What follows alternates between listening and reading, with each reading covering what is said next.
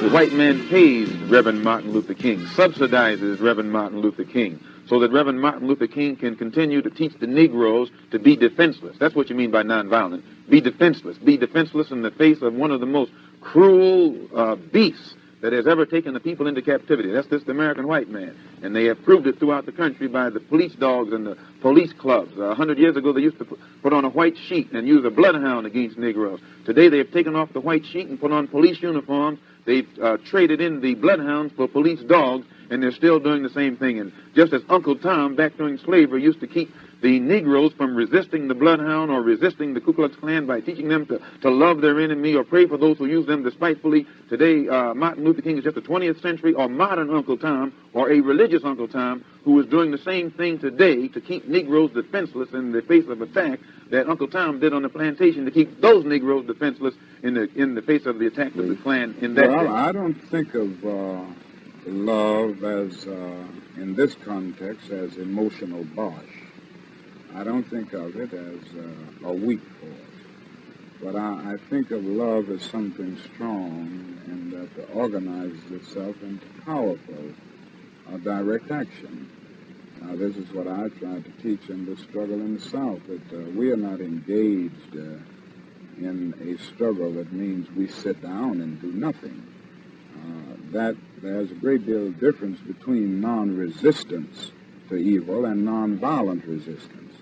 Non-resistance leaves you in a state of stagnant passivity and deadened complacency, wherein non-violent resistance means that you do resist in a very strong and determined manner.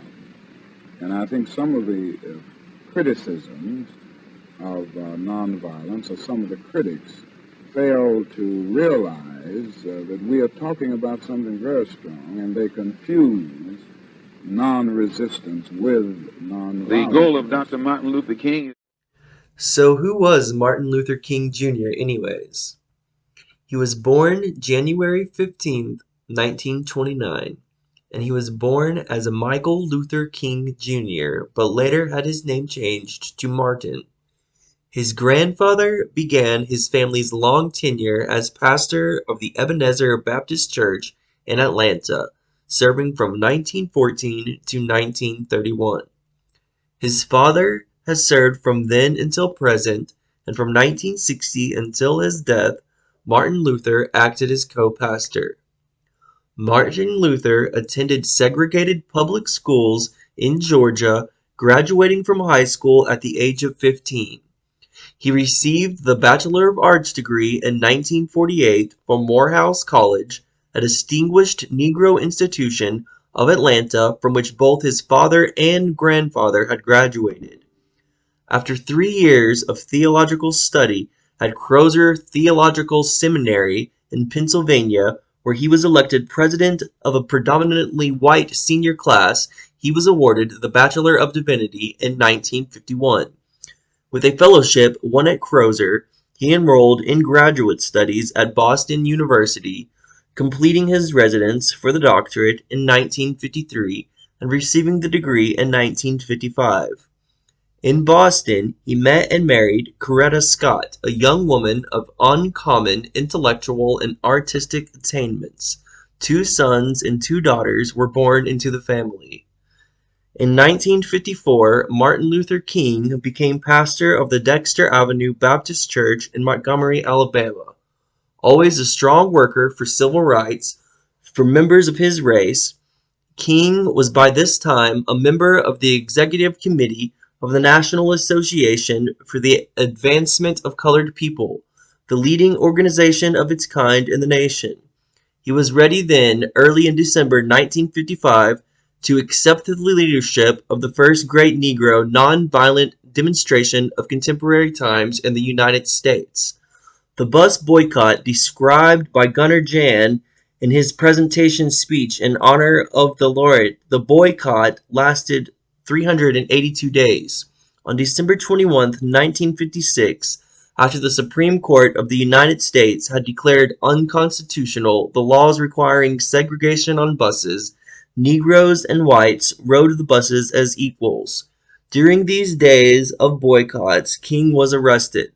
His home was bombed, he was subjected to personal abuse, but at the same time he had emerged as the Negro leader of the first rank. In 1957, he was elected president of the Southern Christian Leadership Conference, an organization formed to provide new leadership for the now burgeoning civil rights movement. The ideals for this organization he took from Christianity, its opportunital techniques from the Gandhi. In the 11-year period between 1957 and 1968, King traveled over 6 million miles and spoke over 2,500 times, appearing wherever there was injustice, protest, and action. And meanwhile, he wrote 5 books as well as numerous articles. In these years, he led a massive protest in Birmingham, Alabama, that caught the attention of the entire world, providing what he called a coalition of conscience, and inspiring his Letter from a Birmingham Jail, a manifesto of the Negro Revolution. He planned the drives in Alabama for the registration of Negroes as voters. He directed the peaceful march on Washington, D.C. of 250,000 people, to whom he delivered his address, I Have a Dream. He conferred with President John F. Kennedy and campaigned for President Lyndon B. Johnson. He was arrested upwards of 20 times and assaulted at least 4 times. He was awarded 5 honorary degrees, was named Man of the Year by Times Magazine in 1963, and became not only a symbolic leader of the American blacks, but also a world figure. At the age of 35, Martin Luther King Jr. was the youngest man to have received the Nobel Peace Prize. When notified of his selection, he announced that he would turn over the prize money of the $54,123 to the furtherance of the civil rights movement. In March of 1968, Martin Luther King Jr. traveled to Memphis, Tennessee to lead a group of striking sanitation workers in peaceful protest. He traveled to the city amid threats against his life, which had escalated as his message grew from seeking racial equality to also seeking economic equality. The threats against his life were real. Martin Luther King Jr. was assassinated in Memphis on April 4th, 1968. The night before his death, Dr. King gave a speech at the Mason Temple in Memphis to promote the plight of the striking workers. In it, he discussed a previous attempt on his life in 1958, when a mentally ill woman stabbed him with a letter opener in a Harlem bookstore. The blade was so close to a major artery that the New York Times reported, if King had sneezed, he would have died. He used that speech to reflect on how happy he was that he had not sneezed, highlighting the great achievements he had witnessed. In 1960, students stood up by sitting in at lunch counters all over the South. In 1961, groups of black and white Americans rode buses for freedom and an end to segregation in interstate travel. In 1963, black people in Birmingham, Alabama aroused the conscience of the nation and brought into being the Civil Rights Bill. He also spoke of the personal accomplishments he had made since the assassination attempt. If Martin Luther King Jr. had sneezed back in 1958, he wouldn't have been able to tell America about a dream he once had, or gone to Selma, Alabama to see a great movement there, or been in Memphis to see a community rally around his brothers and sisters who were suffering. On the eve of his death, Martin Luther King declared that he had no fear, that he had seen the promised land, and that one day the world would reach it.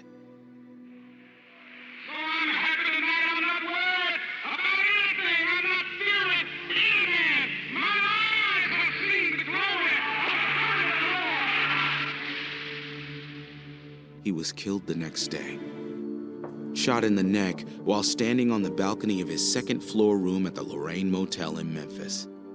He was rushed to the hospital and died within the hour. So the one thing that is abundantly clear is his legacy that he has left as a builder. Now, if we could only get civilization interested in moral ethics again. Movement as you saw it then, more than 10 years ago? Well, I would say then the philosophy was that we must go all out to use legal and nonviolent methods to gain full citizenship rights for the Negro people of our country.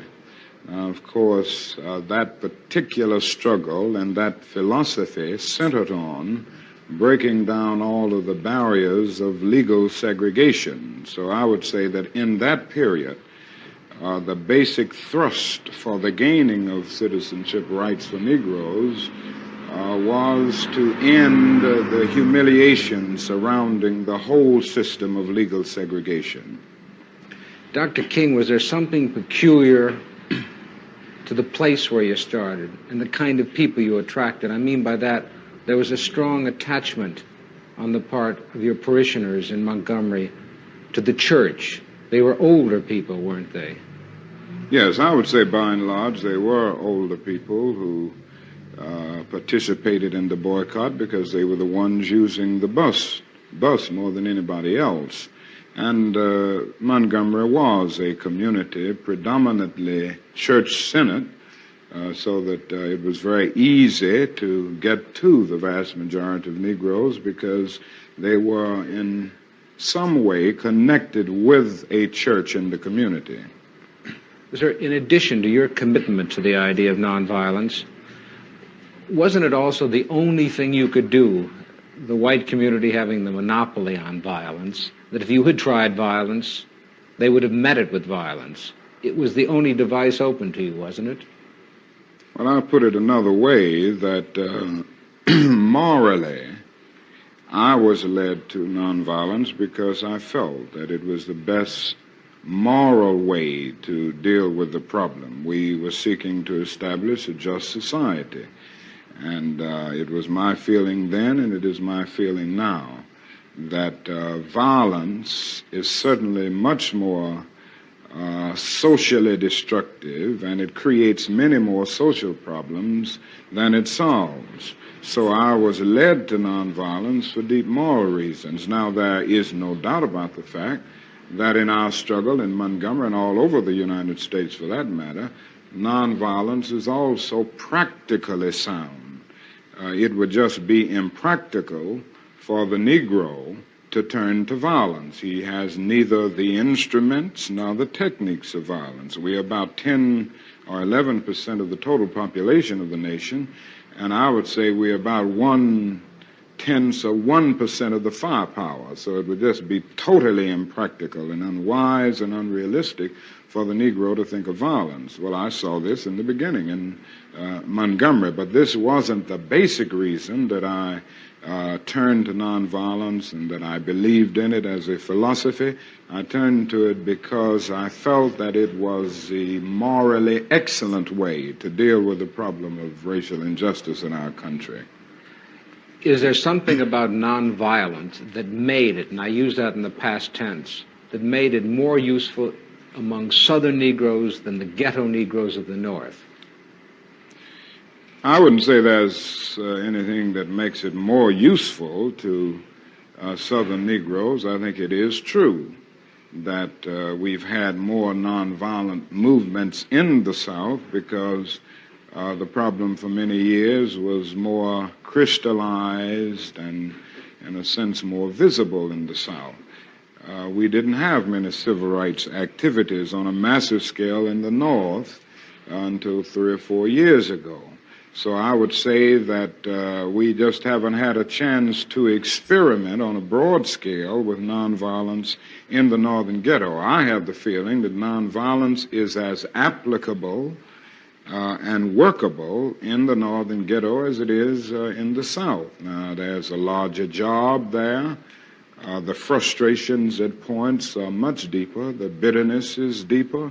And I think that's because in the South we can see pockets of progress here and there. We've really made some strides that are very visible, and every Southern Negro knows that he can do things today that he couldn't do 4 or 5 years ago. Wherein in the North, the Negro sees only retrogress, and he doesn't find it as easy to get his vision centered on his target, the target of opposition, as he does in the South.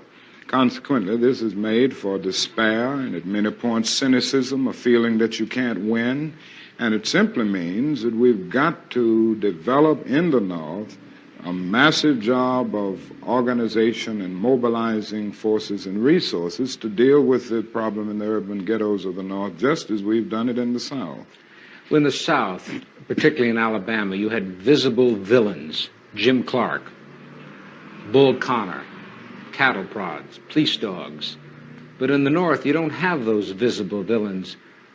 Isn't it hard to get your people aroused and directed at something that isn't visible? Well, that's exactly right, and this is what I was saying when I said it's harder to see a target. In the South, in the nonviolent movement, we were aided always, on the whole, by the brutality of our opponent. It isn't the same way in the North. The other thing is that you don't have legal segregation in the North as you do in the South. So it is much more difficult to get people to see exactly what you're doing, but it isn't an impossible job. It's a hard, it's a tedious job at times to get people to be aroused from their apathetic slumbers, but I still feel that Negroes in the North can be motivated just as they were motivated in the South. And I think as time goes on with the growing economic deprivation in the Negro community, it will even be easier because people will come to see that not only is something wrong in general, but something is wrong in particular in their own economic and housing situations. Well, what is it? I mean, how do you find it? It's very subtle in the North, is it not? It's subtle, but it's becoming much more visible. Anybody can see that the schools are more segregated in the North today than they were in 1954 when the Supreme Court rendered its decision declaring segregation unconstitutional. Anybody can look around the ghetto and see that ghetto schools are predominantly segregated and devoid of quality. Anyone who moves through a major ghetto of our country will see the housing conditions. People don't have to be reminded that they are forced to live in slums in many instances, and they're often rat-infested, vermin-filled slums. And it isn't too hard to see the exploitation that the Negro confronts in the ghetto, where he is forced to pay more for less and constantly trying to make ends meet, but because of either no job as a result of unemployment or a job that is so economically unprofitable that the person can't make ends meet. And I think they see all of these things, and more they are coming to see them, because before the people of the North were looking to the South and they supported the struggles of the South. Now they are coming to see that their problems are very real and they've got organized to grapple with them. Was there something hypocritical about the fact that the South existed and the North could point the finger? And then when the Civil Rights Acts were passed in the early 60s, you couldn't point the finger anymore? Well, there was no doubt about the hypocrisy of large segments of the nation on the whole question of racial equality. I think the best example is that many of the senators from the North and the West, and congressmen generally, who voted for civil rights legislation in 64 and even 65 of the Voting Rights Bill, refused last year to vote for civil rights legislation because it dealt with an issue applicable to the North, the whole housing question. And this, it seems to me, was the greatest expression of the hypocrisy of many of our citizens and many of the senators and congressmen of the North. But isn't that part of the dilemma now? That people knew that Negroes were being denied what was guaranteed to them by the Constitution, by the fact that they were citizens of this country. Then when they were given those rights, do you feel the white community said, well, we've given them all that we have, now it's up to them? Well, I think the dilemma is much deeper.